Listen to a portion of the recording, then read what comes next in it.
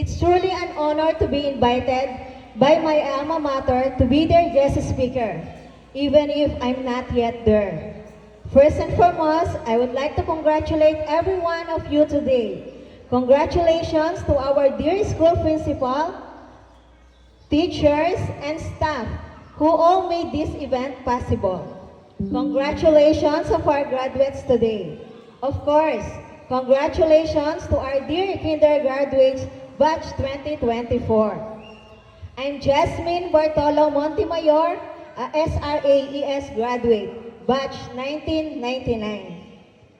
When Ma'am Marley Cruz, my grade 6 advisor, invited me to be the guest speaker for today's graduation, I hesitated at first. And I told her, Ma'am, agyo ko po kaya ito. Makakarap po palang manyalita keng harap. Eko po sana, enak po kasi sana manyalita keng harap. And eko pa po kantita ka successful. I'm not yet qualified.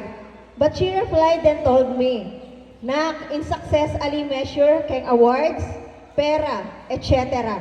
Importante, atin kang asher kareng anak na maka-inspire karela, na ma-motivate la, para sa masanding pamag-aral da. Bistat man dakal balakid, pwedeng Tagalog, Kapampangan, nung ka rin madali para kaya.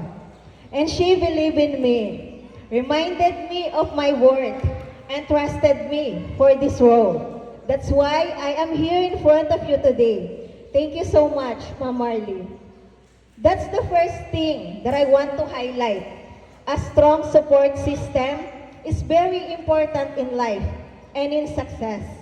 Your parents, family, loved ones, friends, classmates, and even your social media followers or subscribers play important role in your life. They can make you or break you.